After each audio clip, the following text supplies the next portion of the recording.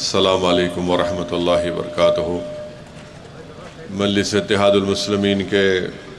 شریک معتمد و سابقہ رکن اسمبلی محترم جناب احمد پاشا قادری صاحب، مجلس اتحاد المسلمین کے سینئر قائد و سابقہ رکن اسمبلی محترم جناب ممتاز احمد خان صاحب، شہ نشین بتشریف فرما مجلس اتحاد المسلمین کے تمام اراکین اسمبلی و اراکین قانون ساز کونسل، اراکین بلدیہ، معزز صدور و معتمدین، مجلس اتحاد المسلمین کے معزز اراکین، حاضرین اکرام، میں آپ تمام کو عید الاضحیٰ کی مبارکباد پیش کرتا ہوں اور اللہ سے دعا کرتا ہوں کہ اللہ سبحانہ و تعالی ہم نے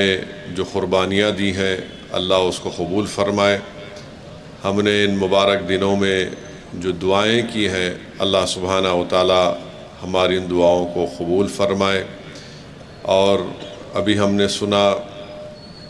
کہ ہم نے اپنے ایک بے لوث اور ایک بے باک سپاہی کو کھویا، جناب مظفر صاحب کی اچانک موت ہم تمام کے لیے ایک بہت تکلیف دہ اور ایک غمناک بات ہے، مگر ہماری زندگیوں کی حقیقت یہی ہے کہ ہم تمام کو اس دنیا کو چھوڑ کر جانا ہے، چاہے کوئی بادشاہ ہو یا کوئی غریب ہو یا کوئی رکن پارلیمان ہو یا رکن اسمبلی ہو، یہ ہر انسان جو اس دنیا میں آتا ہے اس کو اس دنیا کو چھوڑ کر جانا ہے۔ مگر الحمدللہ ہمارے رکن بلدیہ مظفر نے مجلس اتحاد المسلمین کے لیے بڑی محنتیں، قربانیاں دیں، بہت محنت کی، اضلاع میں بھی جا کر مجلس کی امیدواروں کی کامیابی کے لیے، مجلس اتحاد المسلمین کو مضبوط بنانے کے لیے، اور اللہ سبحانہ و تعالیٰ نے ان کو بے شمار نعمتوں سے نوازا تھا، صلاحیتوں سے نوازا تھا، اور ان کی اچانک موت ہم تمام کے لیے ایک تکلیف دہ بات ہے۔ اور الحمدللہ اپنے زندگی کے آخری وقت تک مرحوم مجلس اتحاد المسلمین کے لیے محنت کر رہے تھے، اور ایک دن پہلے تک بھی وہ، بلکہ جس دن انتقال ہوا اس دن بھی مجلس بلدیہ حیدرآباد کے اجلاس میں شرکت بھی کیے، اور یقیناً مجلس اتحاد المسلمین جناب مظفر صاحب کی کمی کو ہمیشہ محسوس کرتے رہے گی۔ ہم ان کے لیے دعائیں مغفرت بھی کرتے رہیں گے اور اللہ سے دعا کرتے ہیں کہ اللہ سبحانہ و تعالی جناب مظفر صاحب کے اراکین خاندان کو، ان کی اولاد کو، ان کے بھائیوں کو اللہ ان کو صبر جمیل عطا فرمائے، اور اللہ سبحانہ و تعالی جناب مظفر صاحب کی خدمات کو قبول کرے، اور اللہ ان کی خبر کو کشادہ فرما دے، اور جو اصل زندگی کا سفر کا ان کا آغاز ہوا ہے اللہ ہر راہ پر ان کی مدد فرمائے، ان کو آسانی پہنچائے۔ تو میرے عزیز دوستوں اور بزرگوں، ہم تمام انسان ہیں، زندگی کی ایک بہت بڑی حقیقت ہے کہ ہم تمام کو اس دنیا کو چھوڑ کر جانا ہے، اور ضرورت اس بات کی ہے کہ ہمارے خاتمہ ایمان پر ہو، اور ضرورت اس بات کی ہے کہ ہم جب اس دنیا سے جائیں تو جس کسی مقصد کے لیے ہم کام کر رہے ہیں، اور بحیثیت ایک جماعت کے رکن کے، ہماری زندگی کا مقصد یہ ہونا چاہیے کہ جو ہم کو موقع اللہ سبحانہ و تعالیٰ نے عطا کیا اپنی جماعت کو مضبوط کرنے کا، ہم یہ کوشش کریں اور اللہ سے بار بار اس بات کی دعا کریں کہ ہمارا خاتمہ ایمان پر ہو، اور ہم جس مقصد کے لیے کام کر رہے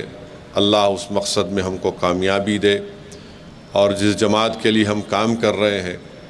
ہم جب تک اللہ ہم کو زندہ رکھے گا ہم اس جماعت کے پیغام کو ملک کے کونے کونے تک پہنچائیں گے۔ ہم اس جماعت کے سپاہی کے طور پر مجلس کے پروگرام اور جتنے سیاسی اغراض و مقاصد ہیں اس کو پورا کرتے جائیں گے۔ تو الحمدللہ مظفر بڑی محنت کرتے تھے، اور یقیناً جیسا کہ میں نے کہا کہ ان کی کمی ہم تمام کو محسوس ہوتے رہے گی،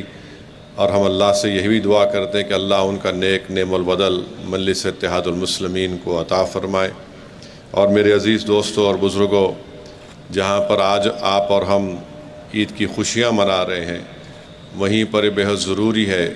کہ ہم غزہ کے ان مظلوم فلسطینیوں کو بھی یاد رکھیں،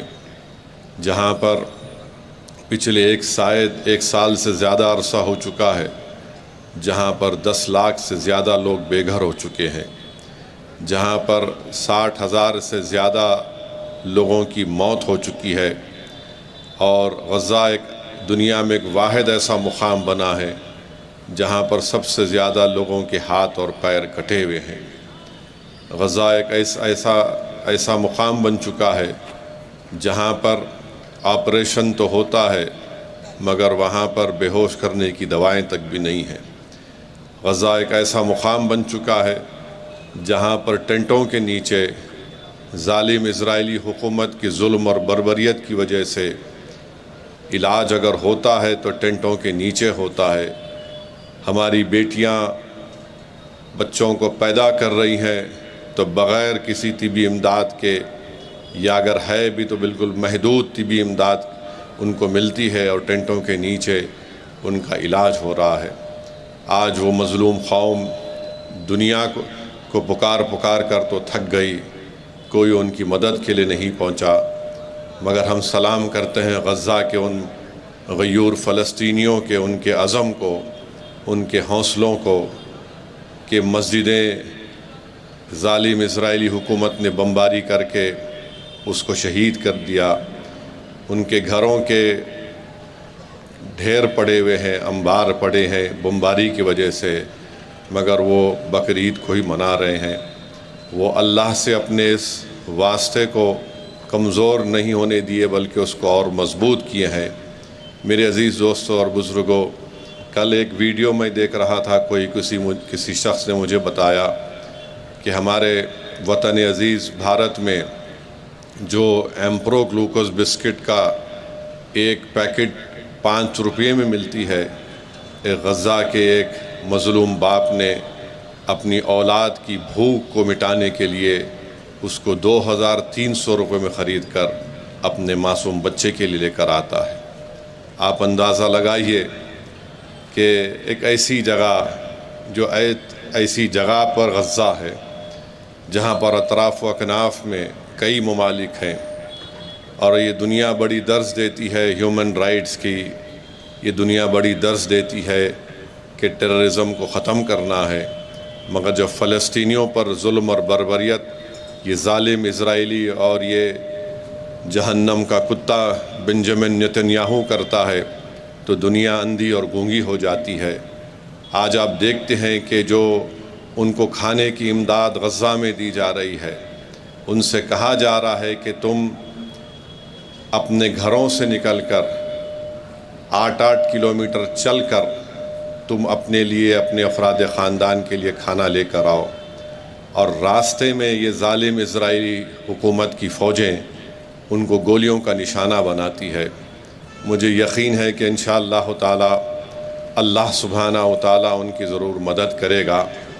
اگر آج دنیا میں کوئی ایسا مرد مجاہد نہیں ہے جو ان کی مدد نہیں کر رہا ہے تو کوئی کسی کی ضرورت نہیں ہے، اللہ ہمارے لیے کافی ہے۔ وہی غزہ کے لوگوں کی زبانوں سے ہم سنتے ہیں کہ ہم پکار کر تھک گئے، مگر ہم اپنی اللہ کو پکار کر کبھی نہیں تھکیں گے۔ ہم حسبنا اللہ و نعم الوکیل کہنے والے ہیں۔ مجھے یقین ہے کہ انشاءاللہ تعالی اللہ ان غزہ کے ان غیور فلسطینیوں کی مدد کرے گا، اور ضرور انشاءاللہ تعالی یہ ظالم اسرائیلی حکومت کا اللہ سبحانہ و تعالی ان کو کمزور کرے گا، اور بنیامین نتنیاہو جہنم کا کتا ہے، وہ ضرور جہنم میں جلے گا۔ دنیا آج بیٹھ کر یہ تماشا دیکھ رہی ہے کہ کیسے وہاں پر ایک نسل کشی اور جنوسائیڈ ہو رہا ہے، مگر انشاءاللہ تعالی اللہ ان کو غالب کرے گا۔ جو لوگ آج کمزور ہیں، جو لوگ آج بھوکے اور فاقے میں زندگی گزار رہے ہیں، اللہ ضرور ان کمزوروں کو، ان ظالموں پر اللہ ان کو غالب کرے گا۔ آج دنیا یہ سمجھ رہی ہے کہ ان کو ہم بے سہارا سمجھ کر ان پر ظلم کرتے جائیں گے، مگر ہم دیکھ رہے ہیں کہ دنیا کے کونے کونے میں حکومتیں ظالم کا ساتھ دے رہی ہے، مگر وہاں کی عوام ان مظلوموں فلسطینیوں کے لیے ہاتھیں اٹھا کر دعا بھی کر رہی ہیں، ان کے حق کے لیے احتجاج بھی کر رہی ہیں۔ ہم ہماری حکومت سے بھی مطالبہ کرتے ہیں کہ بھارت کی حکومت جو ہمیشہ فلسطینیوں کا ساتھ دیتی آئی ہے، آج ایسے موقع پر ہماری حکومت کی ذمہ داری ہے کہ اس جینوسائیڈ کو رکوائے، بلکہ غزہ میں اس کھانے کو پہنچائے جو لوگ بھوک اور فاقہ کشی میں وہاں پر اپنی زندگی کو گزار رہے ہیں۔ افسوس اس بات کا ہوتا ہے کہ غزہ میں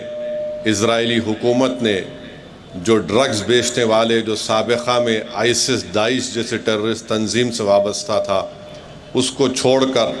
غزہ میں لوگوں کو قتل کروا رہی ہے۔ مجھے یقین ہے کہ اللہ سبحانہ و تعالیٰ اس ظلم کا خاتمہ کرے گا، مگر میری اور ہم آپ سے دعا ہے کہ ہم غزہ کے ان مظلوم فلسطینیوں کے لیے بھی دعا کریں کہ اللہ ان کی مدد فرمائے، اللہ غیب سے ان کو رزق عطا فرمائے، کیونکہ اللہ رزاق ہے۔ جو آج حکومتیں جن کے پاس سب کچھ ہے مگر آج وہ خاموش بیٹھے ہیں، ان کو یاد رکھنا ہے کہ اللہ کے رسول صلی اللہ علیہ وسلم نے اپنے حجۃ الوداع کے خطبے میں کہا تھا، رسول اللہ صلی اللہ علیہ وسلم نے 1,44,000 صحابیوں کے سامنے اپنے آخری حج کے خطبے میں کہا تھا کہ مسلمانوں یاد رکھو، تم اپنے اعمال کا جواب اللہ کے پاس دو گے۔ اللہ کے رسول صلی اللہ علیہ وسلم نے فرمایا تھا، یاد رکھو تم سب کو اللہ کے سامنے پیش ہونا ہے اور تم کو اپنے اعمال کا جواب دینا ہے۔ اللہ کے رسول صلی اللہ علیہ وسلم نے اپنے حجۃ الوداع کے خطبے میں فرمایا تھا کہ کمزوروں کو کھانا کھلاؤ، کمزوروں کو عزت کا لباس پہناؤ۔ تو اگر آج لوگ رسول اللہ صلی اللہ علیہ وسلم کے اس ارشادات کو بھول چکے ہیں،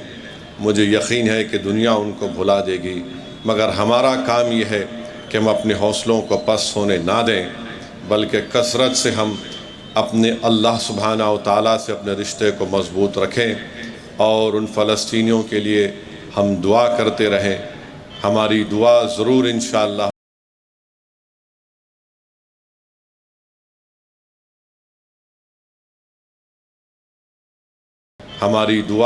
انشاءاللہ تعالیٰ رنگ لائے گی،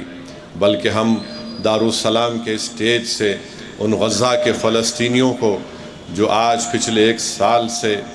اسرائیلی حکومت کے جینوسائیڈ کا شکار ہیں، ہم ان کو پیغام دینا چاہتے ہیں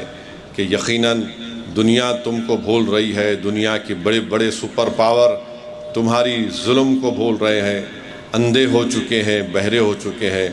مگر سرزمینی دکن پر بسنے والی اس غیوروں کی جماعت تمہارے ظلم سے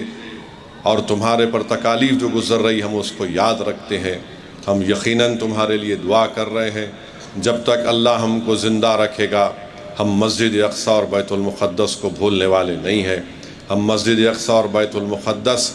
کی کامیابی کے لیے دعا کرتے آئے ہیں۔ ہم غزہ کے فلسطینی مسلمانوں کے ان کے حقوق کی، ان کی ایک ڈگنیٹی کے لیے جو جدوجہد ہو رہی ہے، مجلس اس کے ساتھ کھڑی ہے، اور مجھے یقین ہے کہ انشاءاللہ تعالی اللہ سبحانہ و تعالی ان کو غالب کرے گا۔ میرے عزیز دوستوں اور بزرگوں، ایک اور اہم بات میں آپ سے عرض کرنا چاہ رہا تھا کہ پچھلے بار مجلس اتحاد المسلمین حیدرآباد سے کئی مبصرین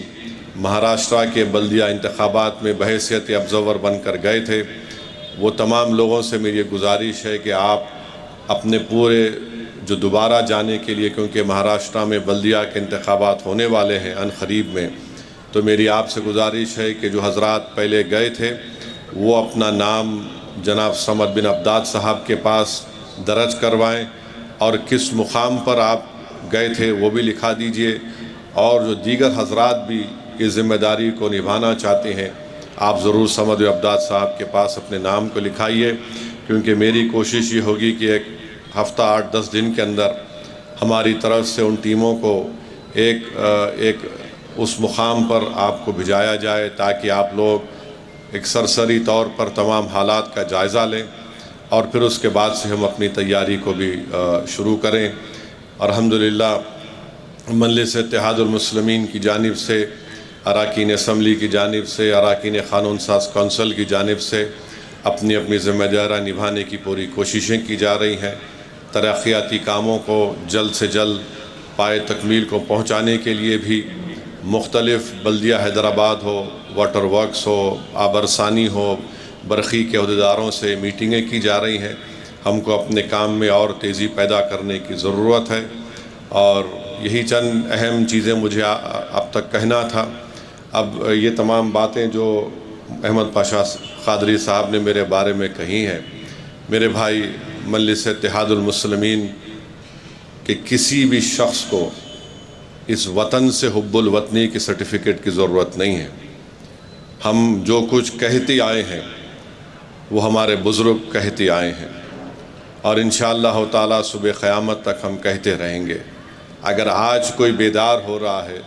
تو یہ اس میں ہماری غلطی نہیں ہے۔ ہم تو شروع سے یہ کہتے آئے ہیں یہ وطن ہمارا ہے، یہ وطن ہمیشہ ہمارا رہے گا۔ اب یہ ان لوگوں کو سوچنا چاہیے جو آج بیدار ہو رہے ہیں۔ بہرحال ہم کو بہت کام کرنا ہے۔ بہار کے بھی اسمبلی انتخابات ہونے جائیں گے 3-4 مہینے کے اندر انشاءاللہ تعالی۔ وہاں پر بھی ہم کو اپنی جماعت کے امیدواروں کی کامیابی کے لیے پوری کوششیں کرنا ہے، اور مجھے یقین ہے کہ انشاءاللہ تعالی اب کے بار بہار کے اسمبلی انتخابات میں مجلس اتحاد المسلمین کو اللہ سبحانہ و تعالی اپنے فضل و کرم سے ایک عظیم الشان کامیابی سے ہمکنار کرے گا۔ وہاں پر بہادر گنج سے مجلس نے جناب نوشاد عالم صاحب کو اپنا امیدوار بنایا ہے اور اس کا اعلان بھی ہو چکا ہے، اور ڈھاکہ سے رانا رنجیت کو مجلس نے اپنا امیدوار کا اعلان کیا ہے انشاءاللہ تعالی۔ دیکھیے آگے کیا ہوتا ہے۔ اختر الایمان صاحب جو بہار کے صدر ہیں وہ ایک کوشش کر رہے ہیں، ہم امید کرتے ہیں کہ وہ اپنی اس کوشش میں کامیاب ہو جائیں۔ بہرحال ہم کو تو بہار میں پوری تیاری کے ساتھ اسمبلی انتخابات میں حصہ لینا ہے۔ ہم یہیں پر یہ بات کہیں گے کہ ایسی ایسی تنظیمیں ہیں جو بقرعید آتے ہی قانون کو اپنے ہاتھ میں لیتے ہیں۔ یہ حکومت کا کام یہ ہے کہ کسی کو بھی تو معلوم، یہ حکومت کا یہ کام یہ ہے کہ توصیف عالم صاحب، حکومت کا یہ کام یہ ہے، جو ہمارے بہادر گنج کے امیدوار ہیں، حکومت کا یہ کام یہ ہے کہ جو لوگ قانون کو اپنے ہاتھ میں لیتے ہیں کسی بھی تہوار کے وقت، یہ جمہوریت کے لیے ٹھیک نہیں ہے، یہ رول آف لا کے لیے ٹھیک نہیں ہے، یہ ہمارے ملک کے آئین کے لیے ٹھیک نہیں ہے، یہ BNSS کے لیے ٹھیک نہیں ہے۔ اگر کسی کو شکایت ہے تو پھر آپ قانونی راستہ اختیار کریے۔ اگر آپ ویجیلنٹی بنیں گے تو پھر یاد رکھیے جمہوریت کمزور ہو جائے گی۔ اگر آپ یہ سمجھیں گے کہ میں زور کی بنیاد پر، اپنی طاقت کی بنیاد پر میں قانون کو بالائے طاق رکھ کر اپنی بات کو منوا لوں گا، تو پھر یہ یہاں پر انارکی پیدا نہ ہو جائے۔ تو اس لیے تمام ارباب مجاز کی ذمہ داری ہے کہ ایسی تنظیموں کو، ایسی طاقتوں کے، ان کے بڑھتے ہوئے زہر کو روکیں، ورنہ مستقبل میں یہ ٹھیک نہیں ہوگا۔ ہم تو ہر جگہ پر قانون کو اپنے ہاتھ میں نہیں لے رہے ہیں، بلکہ قانون کے دائرے میں رہ کر ان لوگوں کے جائز حقوق کو بچانے کی پوری کوشش کرتے آئے، اور انشاءاللہ کرتے رہیں گے۔ میں آپ تمام کو پھر سے عید الاضحیٰ کی مبارکباد پیش کرتا ہوں۔ بہت بہت شکریہ۔ طعام کا انتظام کیا گیا ہے، اور اگر جب اعلان ہوگا یا تیاری ہو جائے گی تو ضرور آپ کھانا کھا کے جائیے۔ وآخر دعوانا الحمد